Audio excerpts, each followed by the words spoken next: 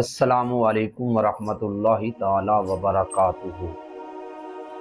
میرے پیارے دوستوں، عزیز نوجوان ساتھیوں اور بزرگوں اور سننے والی امت مسلمہ کی میری پیاری بہنوں، میں آپ لوگوں کو آج ایک بہت ہی پیارا واقعہ اس بچے کا سنانے لگا ہوں جس بچے نے نبی پاک صلی اللہ علیہ وسلم کی محبت کی خاطر اپنا خاندان، اپنا قبیلہ، اپنا وطن، اپنا آباء و اجداد سب کچھ چھوڑ دیا اور نبی پاک صلی اللہ علیہ وسلم کی غلامی میں رہنا پسند کیا۔ محبت ایسی کی کہ اپنے باپ، اپنے بھائی، اپنی ماں، اپنی بہن سب کچھ اس پہ قربان کر دیا۔ وہ صحابی رسول کون تھے اور وہ بچہ کون تھا؟ آئیے میں آپ لوگوں کو اس کا ایک پیارا قصہ سناتا ہوں۔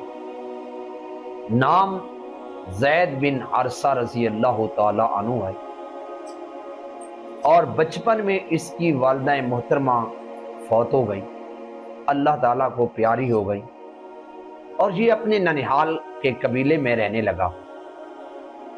اور دور وہ زمانہ جاہلیت کا دور تھا، تو اس وقت قتل و غارت بہت زیادہ ہوتی تھی، تو اس کے ننیحال کے قبیلے پر بھی ایک قبیلے نے حملہ کیا، قتل و غارت کی، قبیلے کو لوٹ لیا اور بچوں کو، نوجوانوں کو غلام بنا لیا۔ ان میں یہ بچہ حضرت زید بن حارثہ رضی اللہ تعالی عنہ بھی تھے۔ اور اس وقت چونکہ یہ دور تھا کہ لوگ غلاموں کو آگے بیچ دیا کرتے تھے یا اپنے پاس رکھتے تھے، ان سے کام لیتے تھے، تو یہ بچہ بھی آگے بکنے لگا۔ بکتے بکتے یہ عکاظ کی منڈی میں آ گیا، وہاں پر بھی لوگ خریدتے تھے،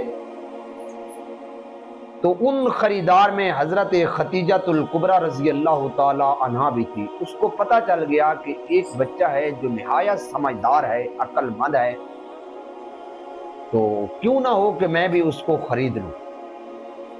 تو انہوں نے اس کو خرید لیا۔ میرے پیارے بھائیوں، جب خرید لیا، اپنے پاس رکھ لیا، یہ رہنے لگے۔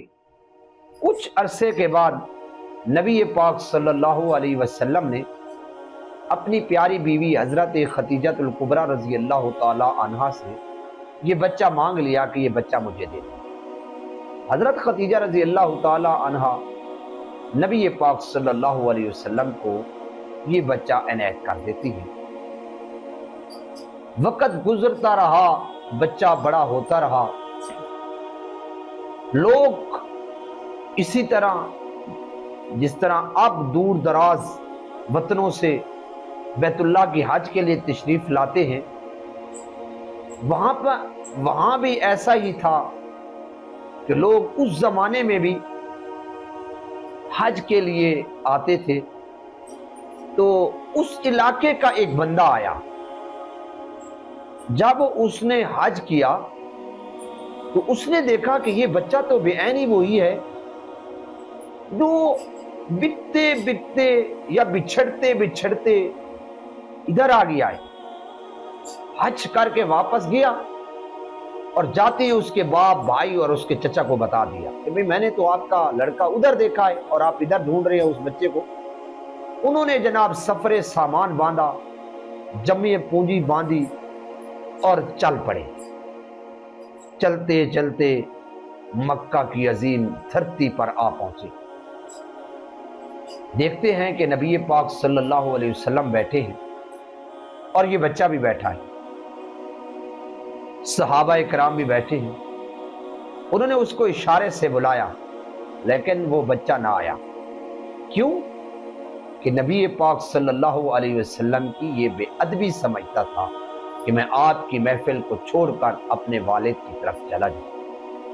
نبی پاک صلی اللہ علیہ وسلم نے جو دیکھا تو پوچھا کہ پیارے بچے یہ کون ہیں اور کیوں بلا رہے ہیں؟ انہوں نے کہا کہ اے اللہ کے نبی، یہ میرا والد ہے، یہ میرا چچا ہے اور یہ میرا بڑا بھائی ہے۔ آپ صلی اللہ علیہ وسلم نے فرمایا کہ جاؤ ملو۔ یہ ان سے ملا، وہ گلے لگا کر رونے لگے۔ آخر کار اس کے والد نے اور اس کے چچا نے نبی پاک صلی اللہ علیہ وسلم کو عرض کی کہ آپ جو منہ مانگی قیمت اس کے مانگتے ہیں مانگیں، اور اس بچے کو خدا کے لیے ہمیں دے دیں۔ آپ صلی اللہ علیہ وسلم کا پیارا جواب سنو۔ میرے نبی محترم امام الانبیاء صلی اللہ علیہ وسلم نے فرمایا، دیکھو بھائیو، اگر یہ آپ کے ساتھ جانے کے لیے تیار ہے تو میں بغیر قیمت کی اس کو آپ کے ساتھ بھیجنے کے لیے تیار ہوں۔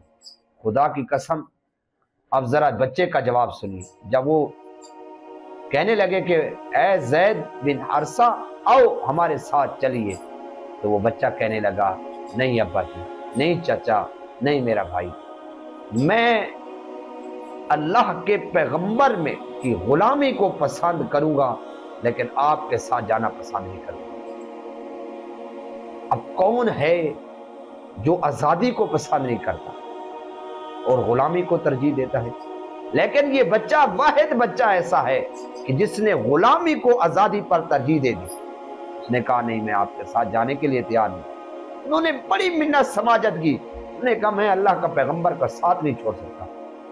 بات کے اندر اس کا والد گرامی چند روز وہاں پر رہا اور اس نے اللہ کے نبی کا کلمہ بھی پڑھا، اشہد ان لا الہ الا اللہ وحدہ لا شریک لہ واشہد ان محمدا عبدہ ورسولہ۔ ساتھ رہا، منت سماجت کرتا رہا، لیکن وہ بچہ کہنے لگا نہیں، میں اللہ کے پیغمبر کو نہیں چھوڑ سکتا۔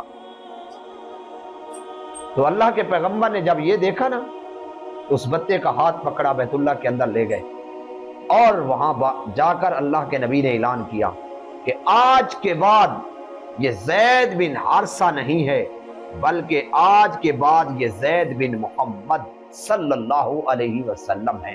تو سنانے کا مقصد کیا ہے؟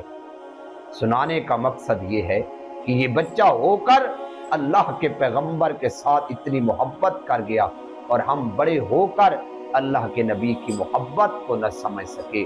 اے اللہ، ہمیں بھی نبی پاک صلی اللہ علیہ وسلم کی سچی محبت عطا فرما، آمین ثم آمین۔